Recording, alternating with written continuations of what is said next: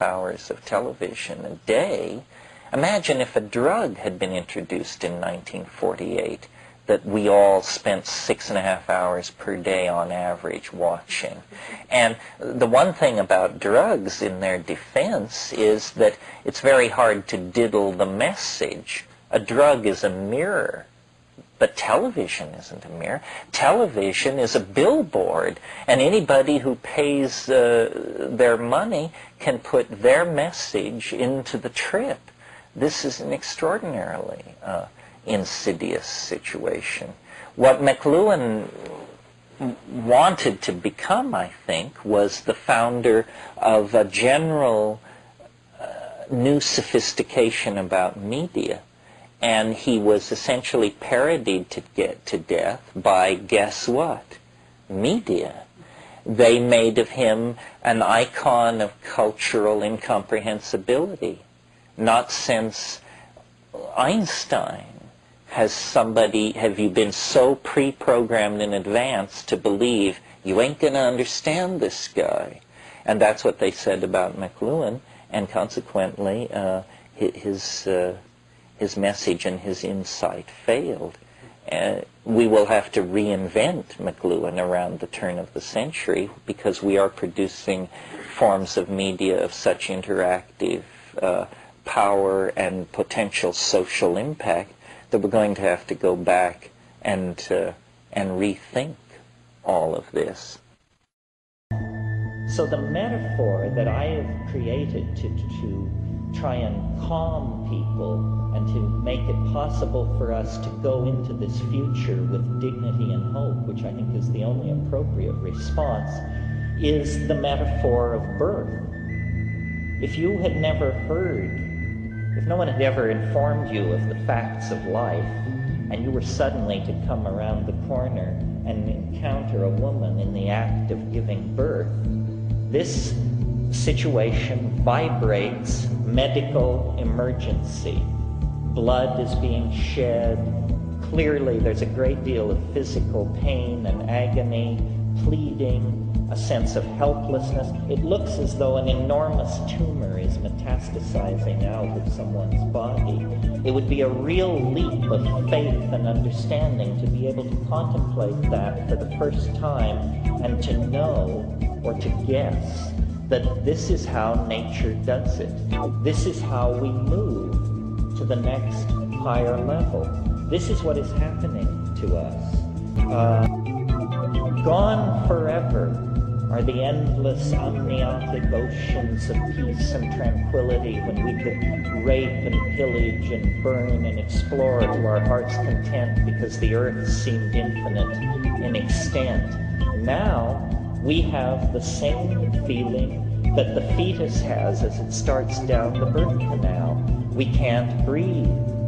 There's no oxygen. We can't get food. We appear to be, the walls are moving in to crush us. What we have to understand that this is the narrow neck that we have been trained for.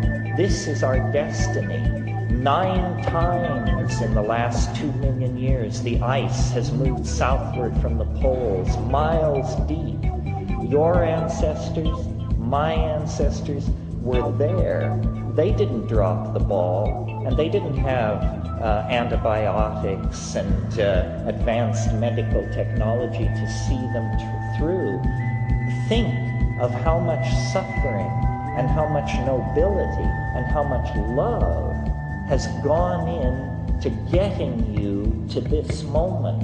You represent an unbroken chain of responsible, intelligent, coherent people, and it ends in us. We were here before in the 60s, and when they came with machine guns, we just melted into the woodwork. Nobody was ready for that. So now there must be a new strategy, by stealth, by worming from within. We're not dropping out here, we're infiltrating and taking over, because it's our world and our children's world, and we're not going to see it run over the edge by a bunch of constipated gentlemen. That's not the plan. catalysts to say what has never been said, to see what has never been seen, to draw, paint, sing, sculpt, dance, and act what has never before been done, to push the envelope of creativity and language. And what's really important is, I call it the felt presence of direct experience, which is a fancy term which just simply means we have to stop consuming our culture.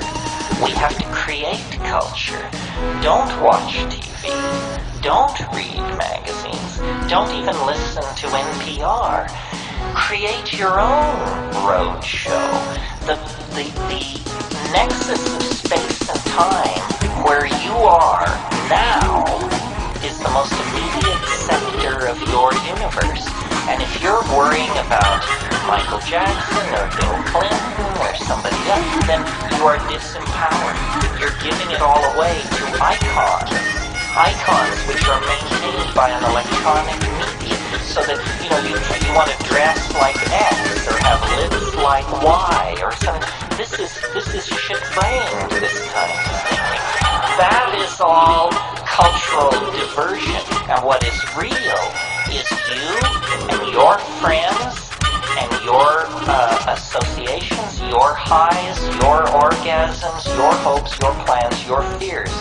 And we're told, no, we're unimportant, we're peripheral, get a degree, get a job, get a this, get a that, and then you're a player. You don't even want to play in that game.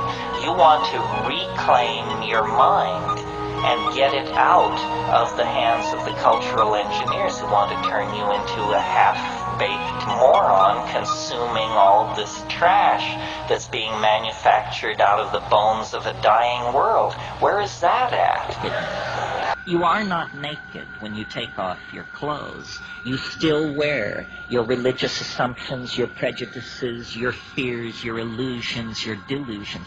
When you shed the cultural operating system, then essentially you stand naked before the inspection of your own psyche.